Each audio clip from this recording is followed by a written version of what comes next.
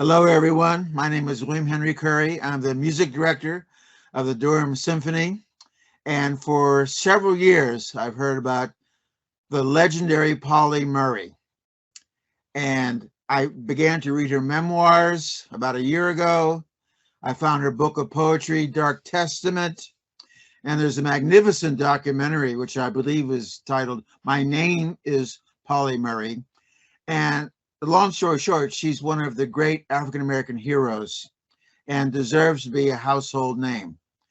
I'm thrilled to pay tribute to her on our April 10th concert at Durham's classic Haiti Heritage Center. We'll be doing 4 world premieres, local composers.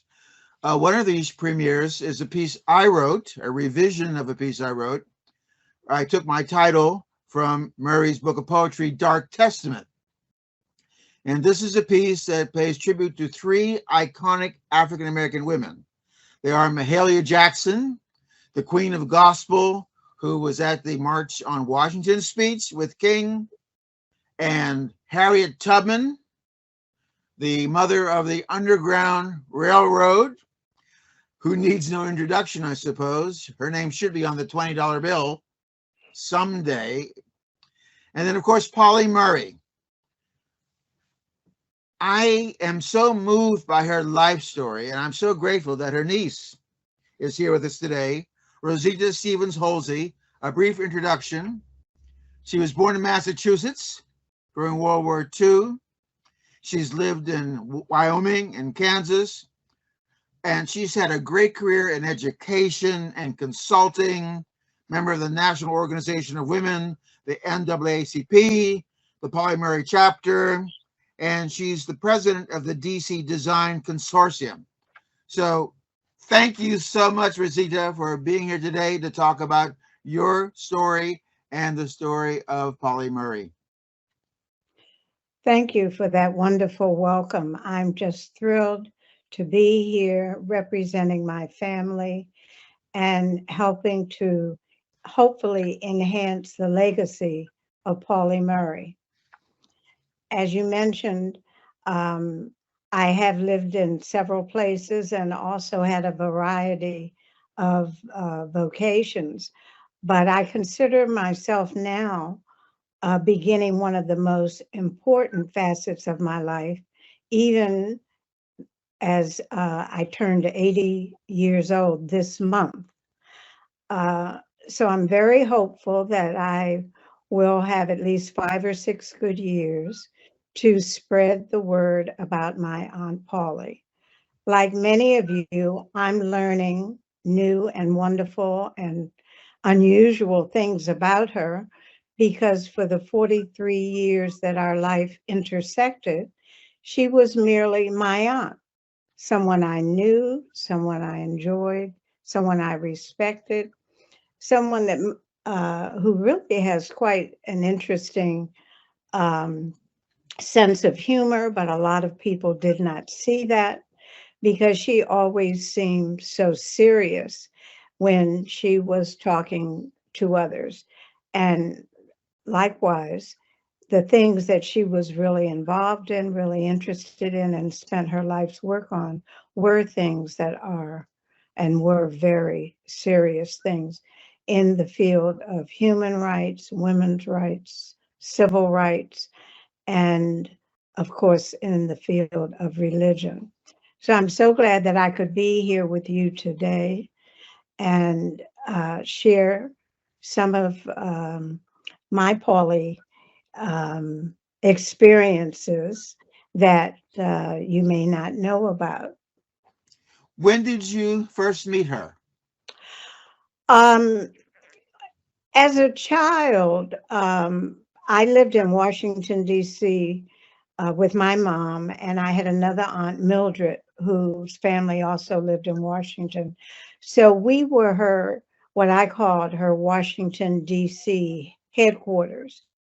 If you can imagine, and all the things she was involved in at Howard and afterwards, she was always needing or wanting to come to Washington or come through Washington. So she didn't have to stay at a hotel. She could stay with family and join us for, big family dinners and marathon discussions and things of that nature. I was also very lucky that when I began my career with IBM in Manhattan, she allowed me to live in her apartment for a year.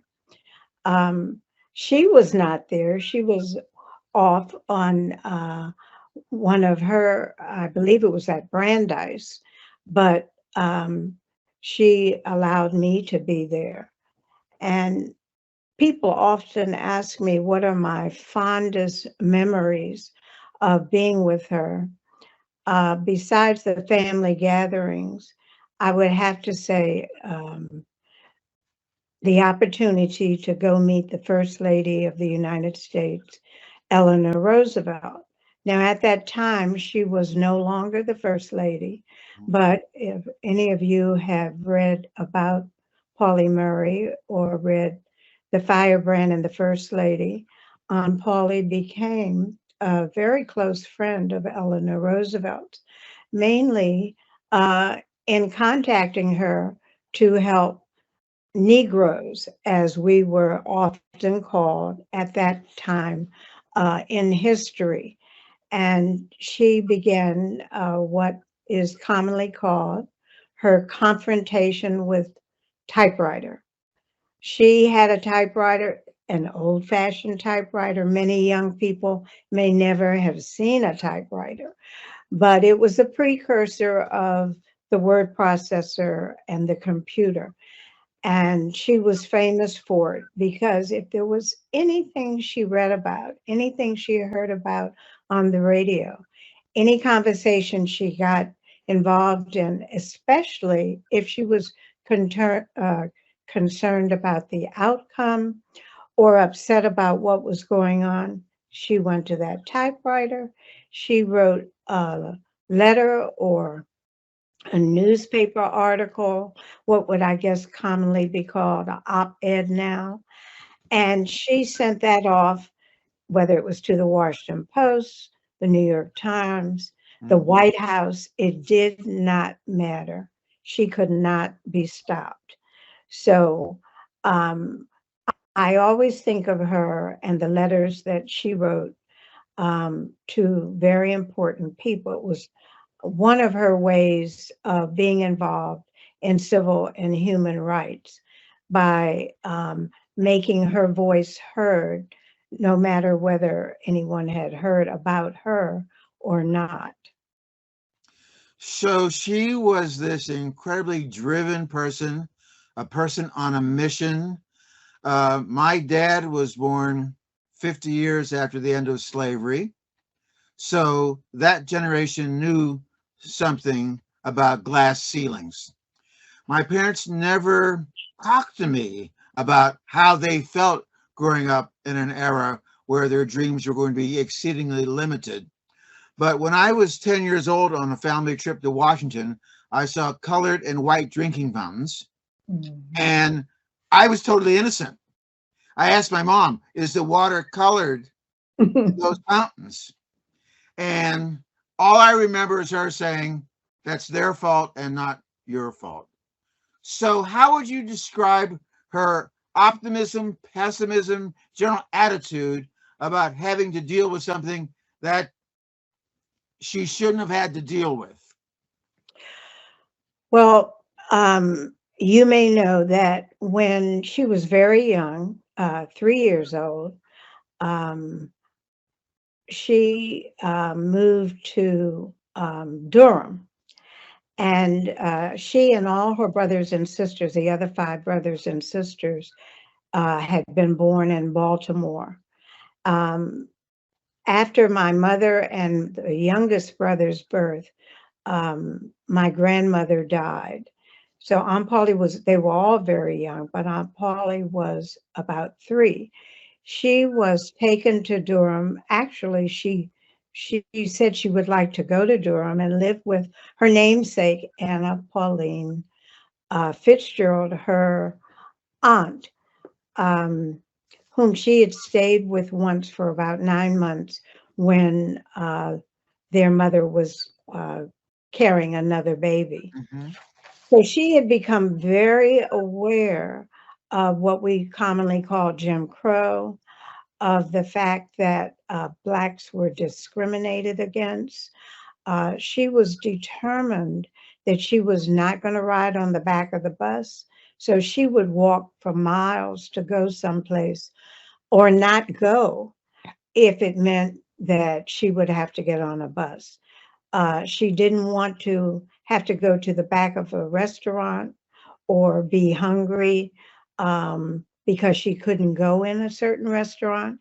So they would pack lunches and she would carry them with her if she were leaving. So she had a real sense of what was fair and what was not fair from a little girl. And there's a story that in my book that I I love. When she was less than 4, her Aunt Pauline was making pancakes for the family. And she lived with her grandparents and 2 aunts. And the grandfather was given 3 pancakes, and Aunt Paulie was given one. And she just didn't want to have this happen to her. And she confronted everybody at that time. Why did he get 3 pancakes and I only got one? And she felt it was unfair. She said it was unfair. She told them how distasteful it was to them, but she also had to only get the one pancake and eat the one pancake. But this was the type of child she was. Mm. She was very inquisitive. She wasn't around children very often. She lived with 4 adults. And the books in the house were like Paul Lawrence Dunbar, Booker T. Washington. There were no children books in the home. So she actually taught herself to read by the time she was 5. And she was reading the newspaper, the Bible, and the adult books that were in the home. So she had a very mature sense of what was going on around her. She knew that her grandmother was afraid of the Ku Klux Klan. She knew that they often came and tried to frighten them in their regalia and what have you. And she knew that the books that she used at school were old and raggedy, and the building that the school was in didn't look like the schools of the white children. She knew that they got hand-me-downs and what have you. So there was always this sense of this isn't fair. I'm a human being just like everybody else. Um, with riding on the bus, she said she had to pay the same fare as anyone else. She felt she should have the same opportunity as to where she sat. And so this were not the kind of things that a 3 or 4 or 5-year-old would normally think about, but these were the kind of conversations that she had with the adults in her home.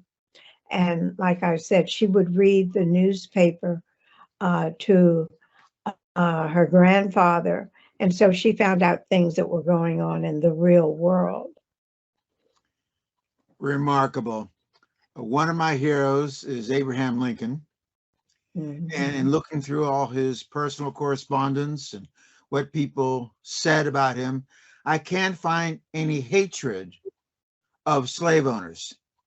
I can't find one intemperate remark that says pretty much what the heck are these people think they're doing, thinking this is right.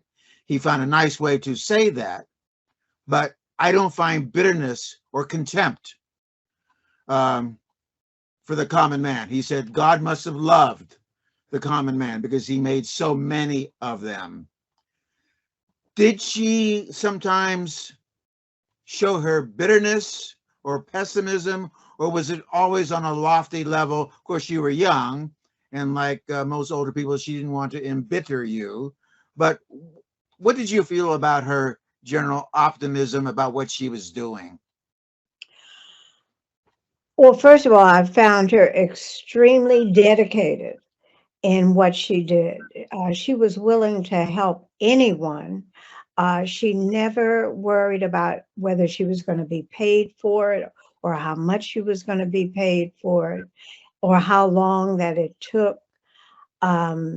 She was always, whenever she took on a task, whatever it was, she planned to take it all the way to the end. Mm-hmm. I never heard bitterness Mm-hmm. from her. She always seemed to think more, here is a solution for this. You know, this is not right, or this should not be, or this is inappropriate. And she always had a solution for what it was.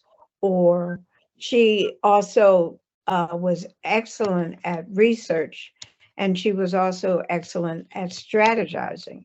So she often would come up with ways in which to approach things that others had not done. And you may have read that uh, theories that she came up with as a student in law school at Howard University were actually the basis for some of the most important civil rights um, laws that we um, thought, at least, we had now, that we have been using for years. And though she didn't always get credit, if you've seen the film about RBG, if you've heard before Ruth Bader Ginsburg died, if you heard her talking about the law, she often gave Aunt Pauli, or Pauli Murray, credit for the things that she had done. The Brown versus the Board of Education, which now more people are learning, was really based on work that she did as a senior in law school at Howard University. She never got credit for that, but it has been documented and mentioned in the feature film about Thurgood Marshall, uh, and the documentary about Ruth Bader Ginsburg, and of course the documentary about Aunt Pauli. My name is Pauli Murray. Mm-hmm. I was raised Episcopal, Oh, and I wanted to be a minister at one point, and then discovered music. And I went away from organized religion, I think, in my mid 20s. And in the last 25 years, spirituality and God have been an extremely important part of my life. I mean, essential, the number hmm. one essential in my life. I'm wondering, she wasn't born into the Episcopalian faith, I assume, or was she? No, she was. Okay. So I'm wondering, of course, we know that she was the first African American Episcopalian priest. I'm wondering what the bliss of religion, the importance of religion was for her. I think religion was important to her all of her life. Uh, but when she was baptized in a church in North Carolina, where her grandmother had been baptized, Cornelia. And so she had always been exposed to the Episcopal religion, and she went almost every week. But her Black people had to sit up in the balcony, separated from white parishioners. So she understood immediately, again, the difference in status, in what you were allowed to do as a person of color and what have you. She was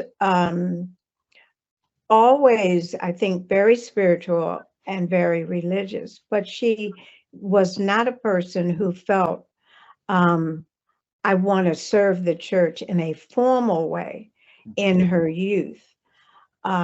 It came very late in life. And when she decided that she had served in the area of the law, civil rights, human rights, women's rights, it was really a combination of things. Someone she cared about very much died. She took it extremely hard. Mhm.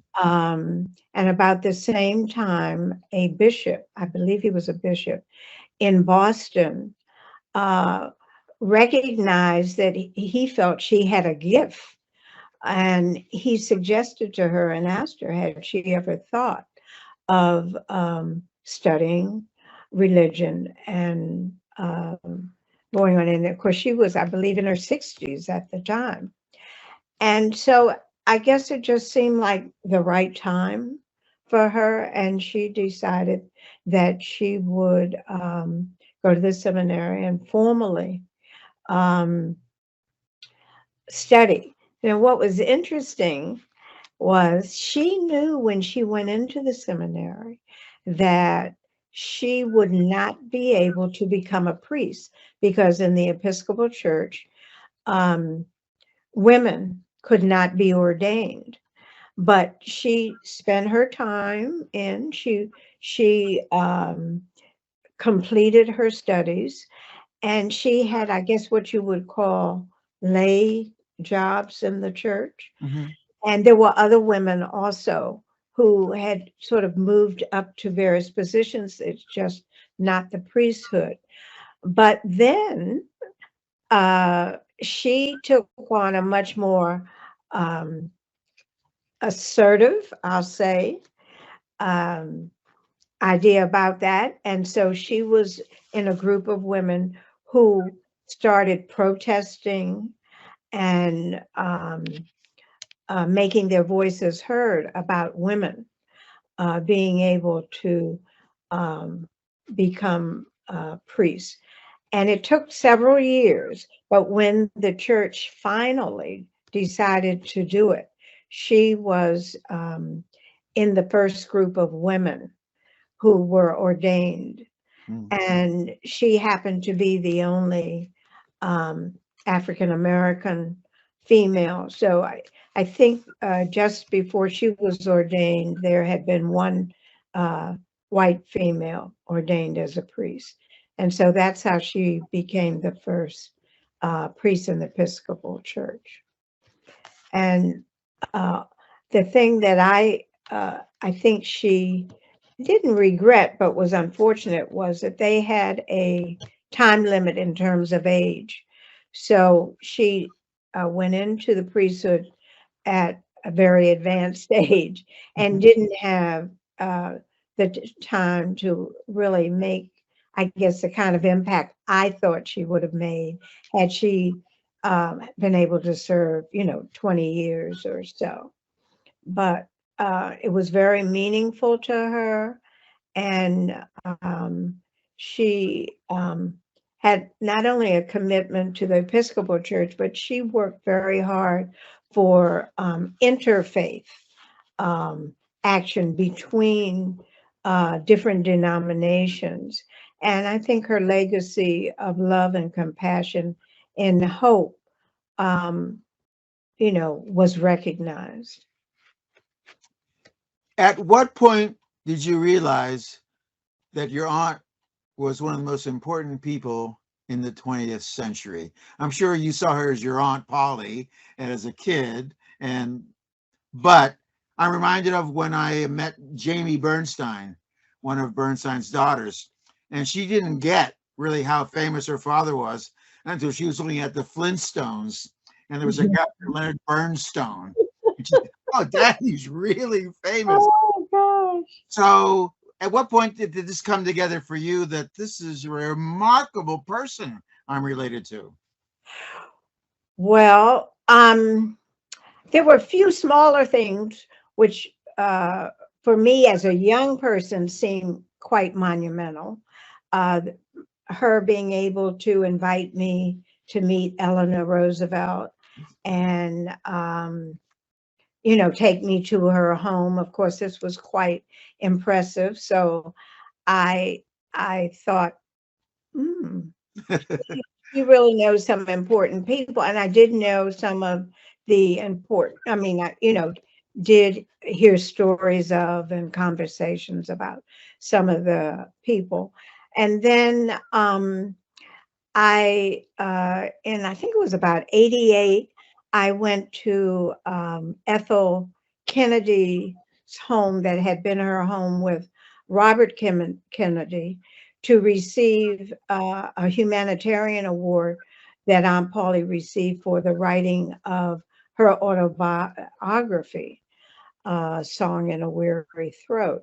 So that was another time.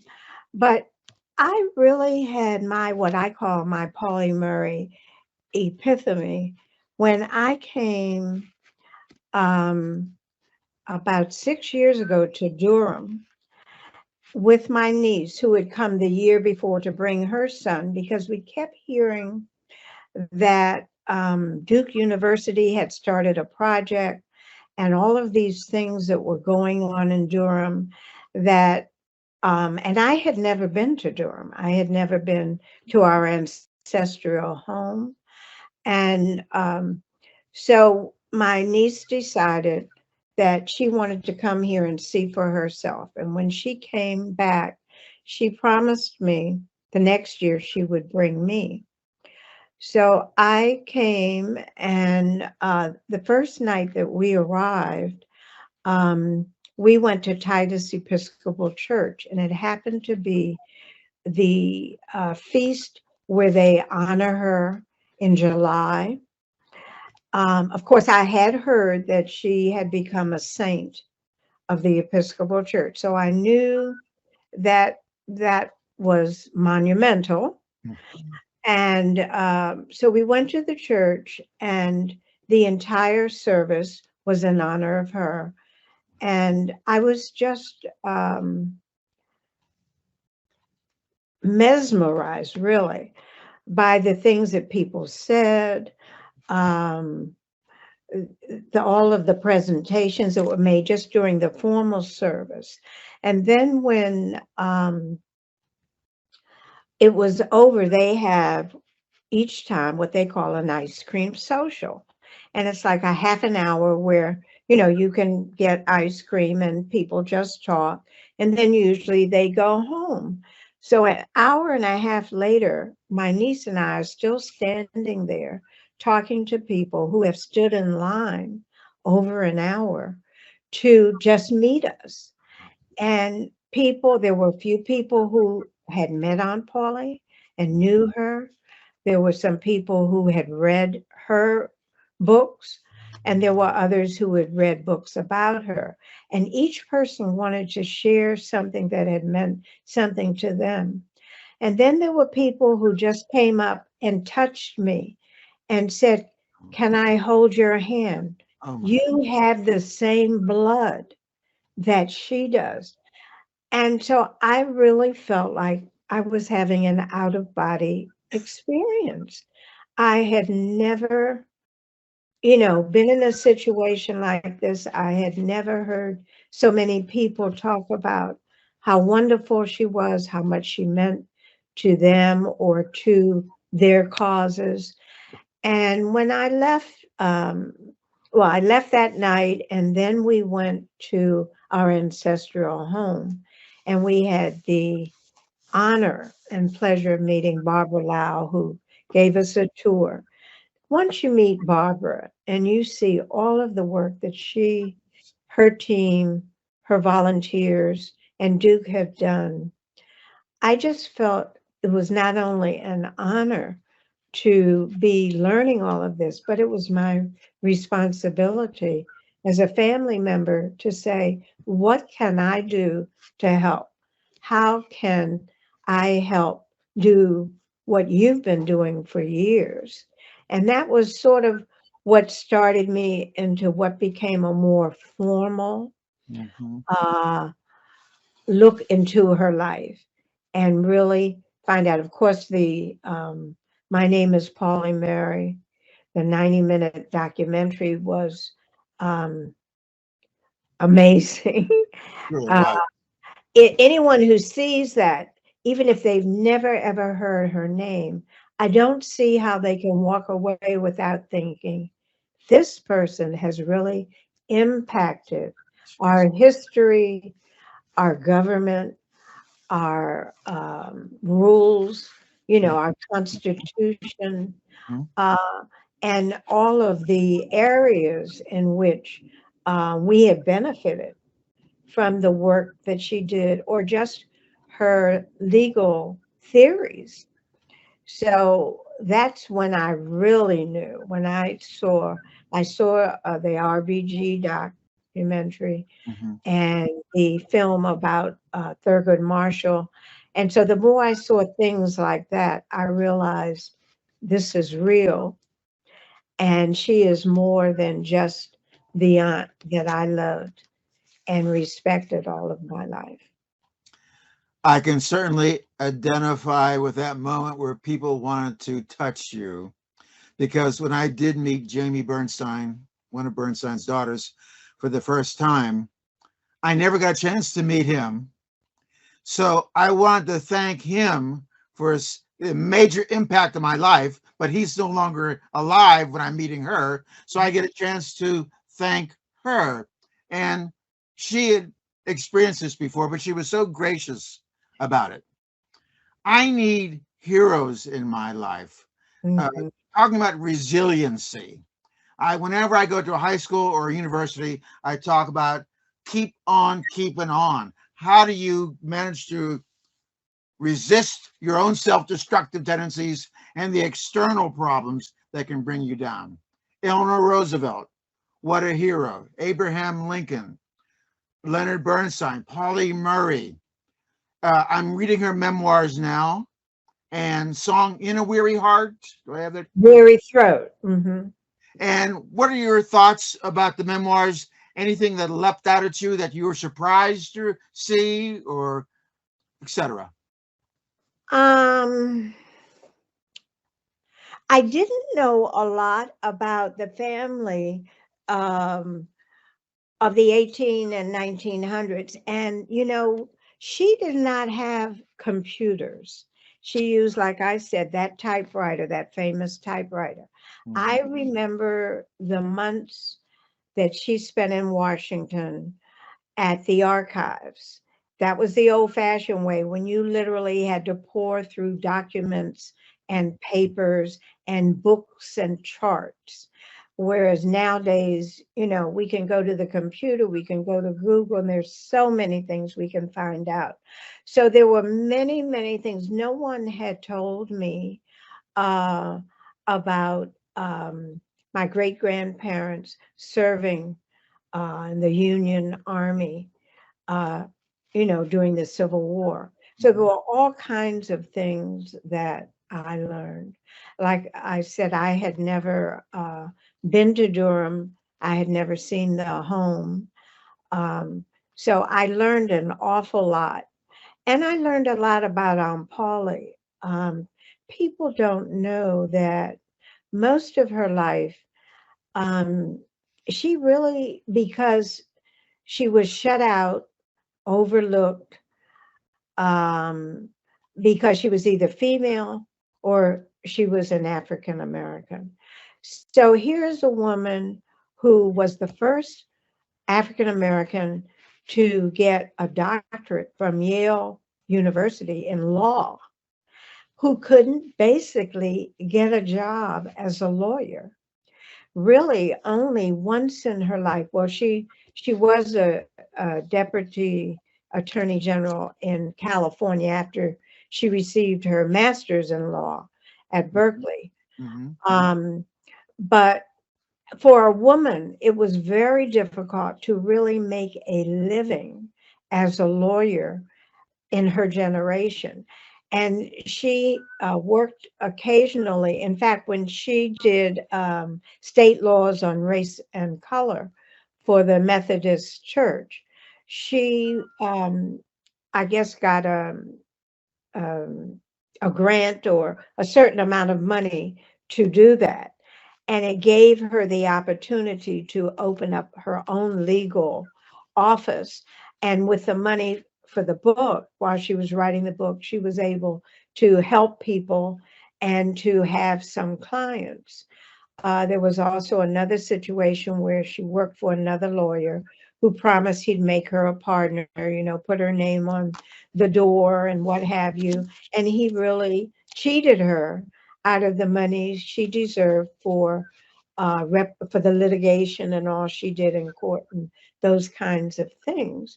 So she did not have a long legacy of working as an attorney. But luckily, her fallback was that she had always really, in her heart, wanted to be a poet and a writer. And most people cannot make a living as a poet and often as a writer. So she did those things.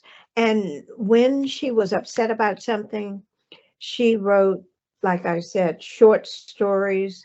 She submitted her poetry to anybody who would look at it. She had quite a few published poems and short stories, but maybe she'd get $50 or $75, something like that. Um, but she was able to do that.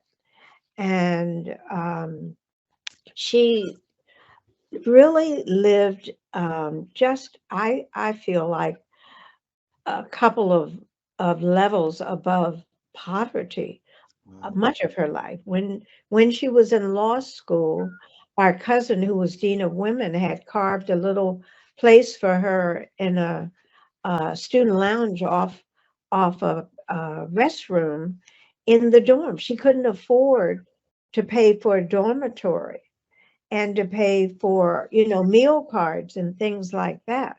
But she never gave up. No matter what it was, she would go without food, to have money for the paper or pens or supplies she needed. So she was often quite sick. She would come down with bouts of illness. And a lot of that was malnutrition, really. But she was so full of pride, she didn't come to her brothers and sisters who really lived an upper middle class life through their childhood and beyond. She never had her hand out for help. She just always found a way to try to accomplish the things that she wanted to accomplish or the things she committed to accomplish. I started to read her memoirs about a year ago, and I came to the part where she talks about she barely knew her father. I think you said that he was probably murdered. Yes. He was about 3 years old. Well, her mother died when she was 3. And so her father was left with 6 children, and he could not handle it. So at first, he kept the 3 oldest children and a brother and sister who were aunt and uncle. On the Murray side, took the younger 3. That was my mother and Uncle Raymond. And it turned out that they thought that her father, who was a teacher and a poet and a writer, was insane, and they had him committed to Crownsville in Maryland, to an institution for Negroes who were considered out of control. Now, oftentimes, if a Negro had a fight, with a white person or what have, they would commit them to an institution. They weren't necessarily insane. That was just a way to handle the situation. Well, it turned out he had suffered, I think, from yellow fever, And they really believe that that is why he had these bouts of violence, or seemed to be uncontrolled. But at any rate, when she moved to Durham, she always said, when I'm older, I'm going to go get my dad out of that place. Mm, And she really wanted to do that. But he was killed by a guard mhm. in the institution. And it was determined the guard had killed him. And the guard was actually, a white guard was actually sentenced to 10 years in prison. Um, but she was about, I think, 13 when he actually died. But she really did not see him after she was 3 and moved to Durham, even though she went to Baltimore Mhm. to see him once and was unable to. Well, when I read this grueling account, I thought of the spiritual, sometimes I feel like a motherless child. Mhm. She was, and a fatherless child too. So when I wanted to write a musical tribute to her, I used snippets of that to inspire me and to create a piece I call Love and Loss. Oh, okay. And I am so moved by the poetry of Dark Testament, which is why I appropriated the title. I couldn't resist. One day I want to write a song Mhm. based on these poetry. And speaking of that, did she ever mention a favorite type of music or a favorite song? Well, again, going back to my cousin, the harpist, um, I heard a piece on the radio one day when I was with Aunt Pauli, and I mentioned to her that I believe it was a piece that um, I had heard my cousin play. And we just got to talking about music. It was really the first time we had a conversation about music. And she told me that she liked classical music. I know that I believe they had a piano in the family home on Carroll Street in Durham. And in her apartment, she actually had a very small organ that she used to play hymns and sing. Now, I'm tone deaf, so there's not a chance that I would ever join in with anybody who's singing under any circumstances. But I found out that she liked Amazing Grace, that she liked I think it's called the Hymn of Joy. And I think it's Joyful, Joyful, we adorn thee. And this, I looked that up, but this was a poem, I believe, written by Henry Van Dyke. Mhm. And he had planned to have it set to Beethoven's Ode to Joy. Yes. And so I can see, that was sort of like a combination of the classical music she liked and the religious music that she liked.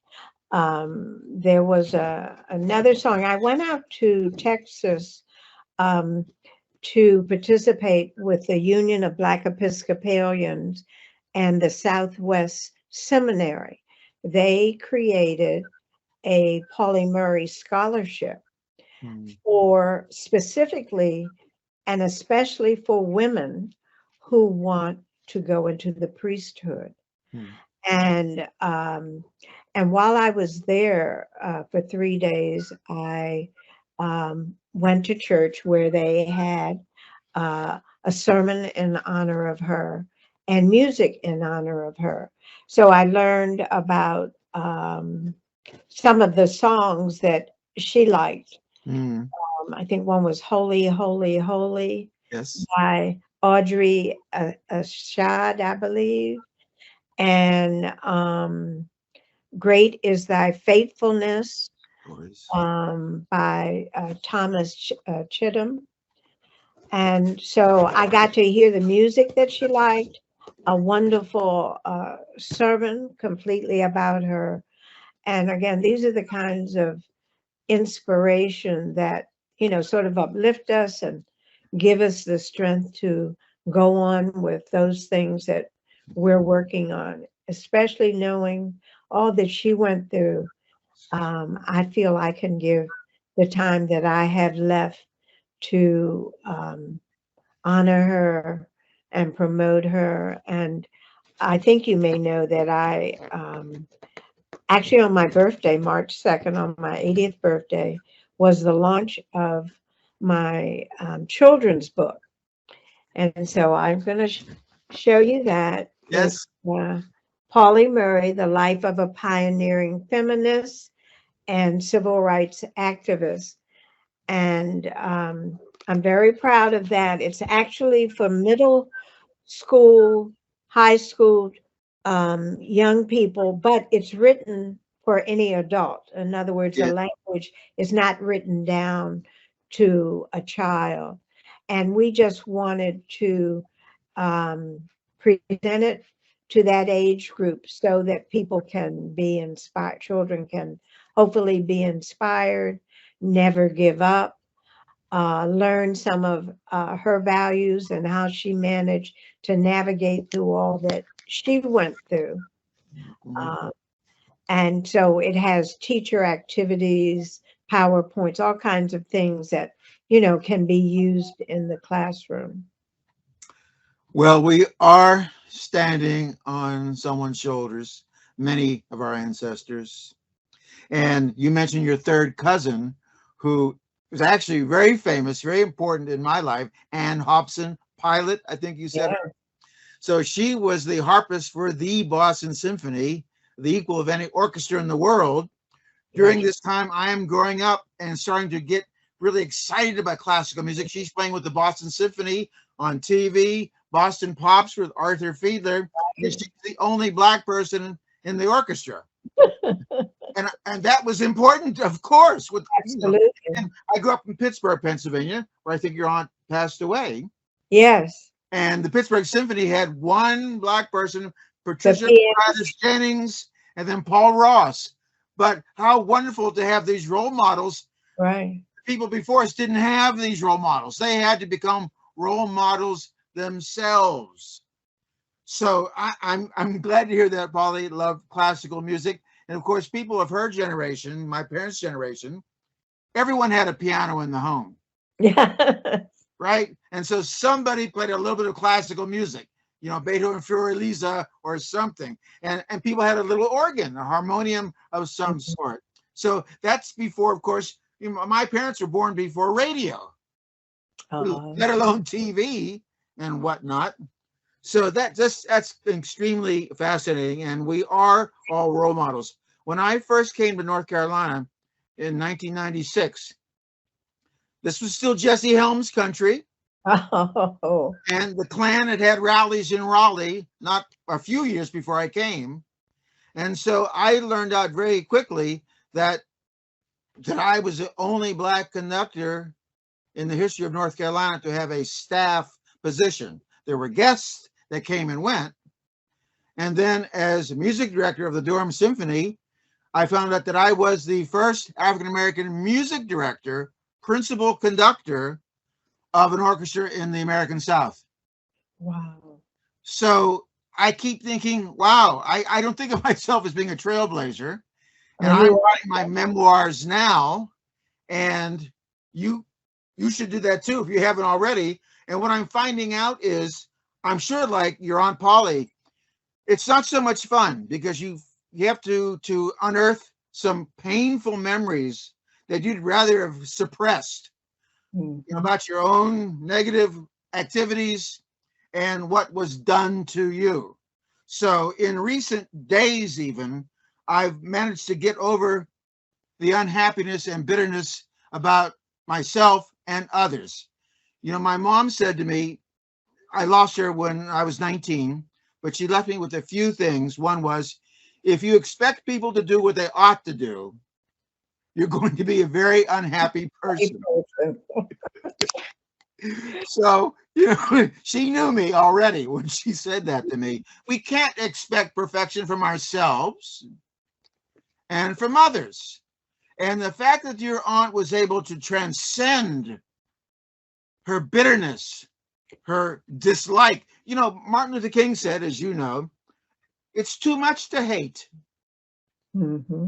And Nixon said in his farewell speech, you just destroy yourself if you hate others. So she had a lot of emotion. She was driven.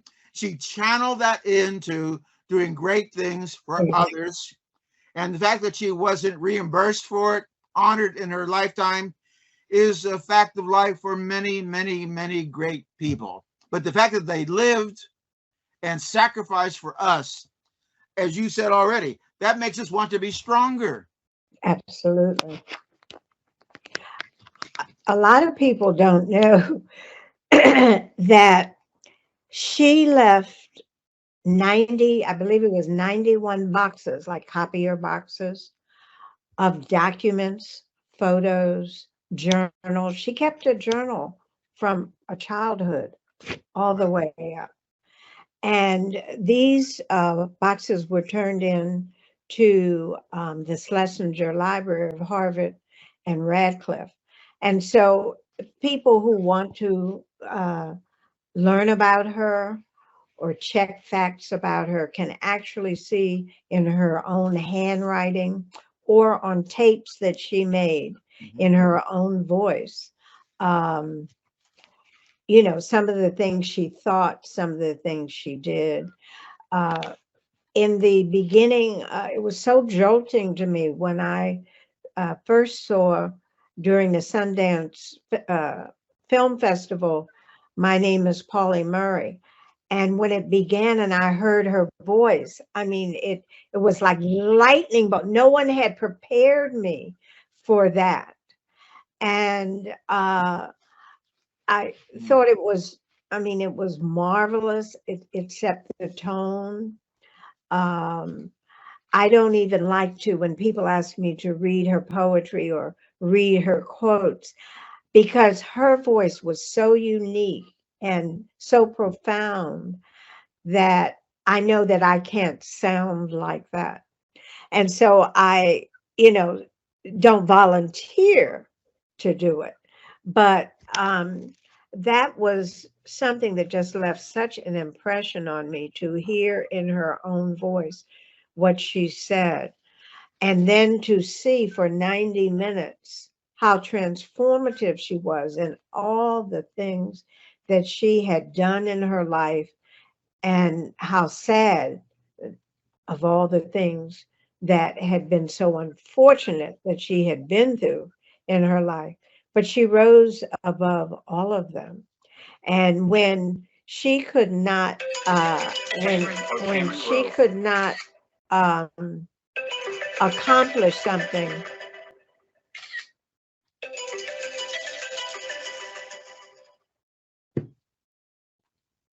when she, when she could not accomplish something, for example, during the March on Washington, when the men who were foremost in that civil rights march and in a lot of the work, they were out in the forefront. That didn't mean they were the only ones working, but they didn't allow women to walk with them. Oh, And even Rosa Parks, who, was touted as a civil rights icon, was told to walk with the wives.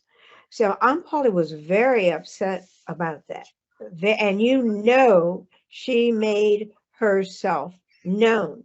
But what she would do in situations like that, oh, okay, well, the men aren't going to let me do this, or they're not going to take seriously the things that are important to women. I'll go out and start my own organization, or I'll go around that and figure out how to do that.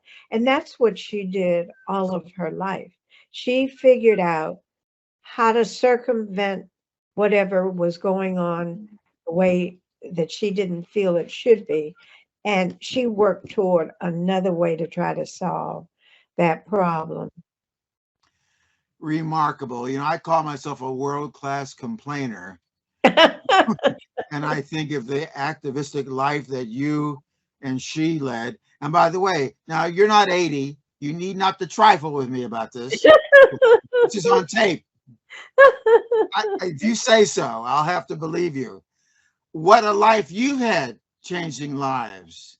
I have. There are five of us.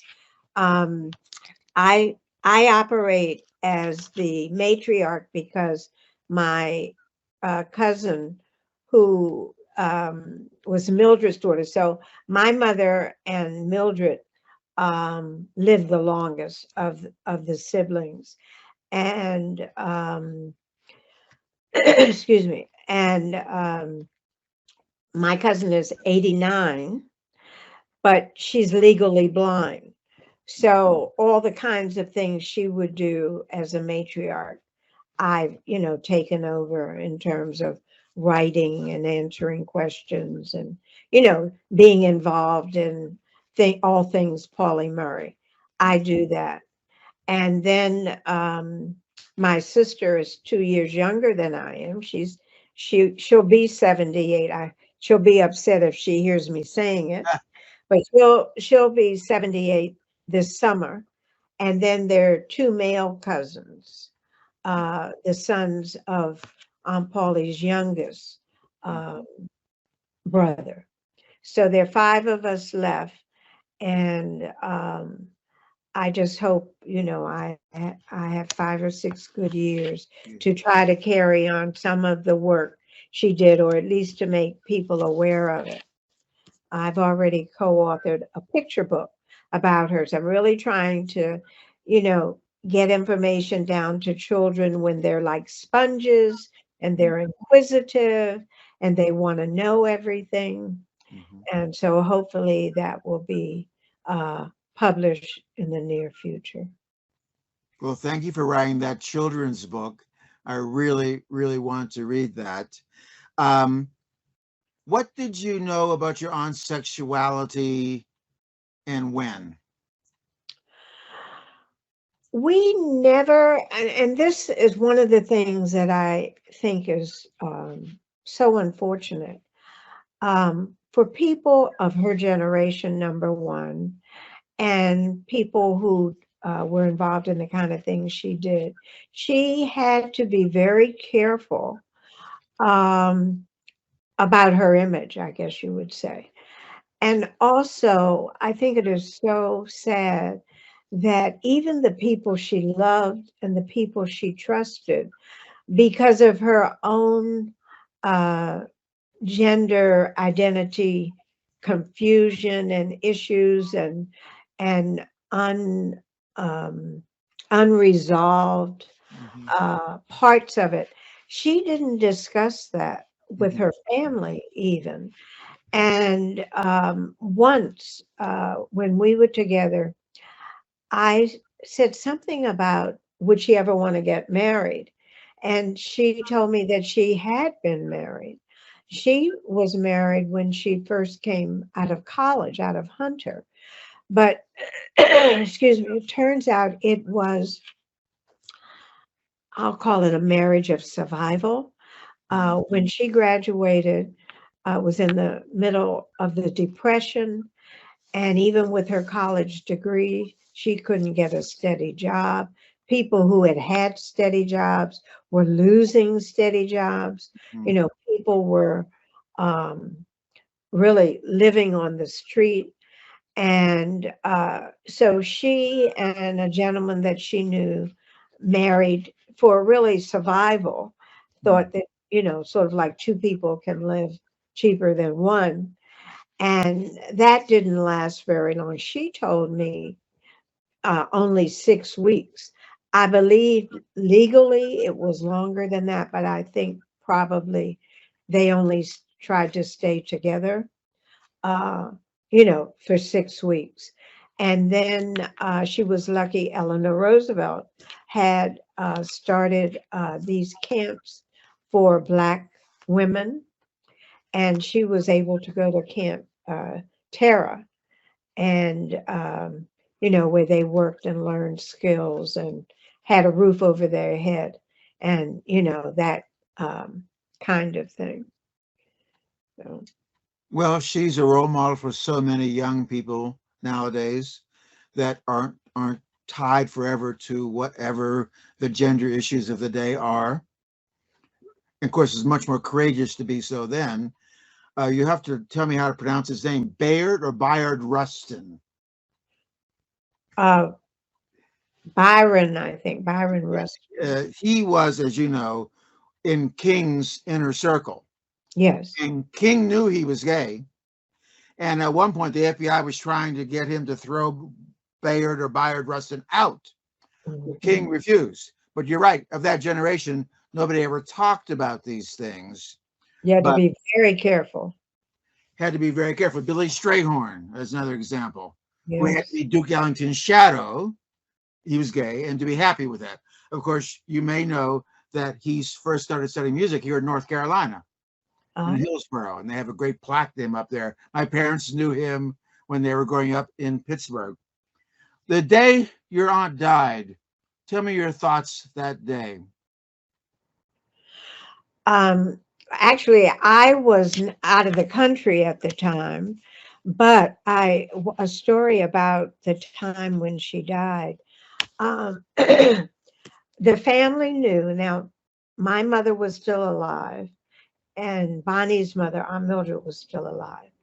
And um, Aunt Mildred and her daughter, Bonnie, went to Pittsburgh to visit Aunt Pauli. Uh, we knew that she had pancreatic cancer, and we knew just the general statistics about pancreatic cancer. Mhm. 95% of people at that time didn't make it. But no one had any idea that her time was really drawing to a close. So that weekend, they went up and they spent the weekend with her. And during that weekend in her home, she shared with them for the first time ever that about Renee or Rennie, the love of her life. And this had never been discussed before, hinted at, or anything of that nature. And I don't know what my aunt thought. My aunt was one of these people who I think that she was a nurse. Both of them were actually nurses, Mhm. and she could deal with anything. I mean, Mhm.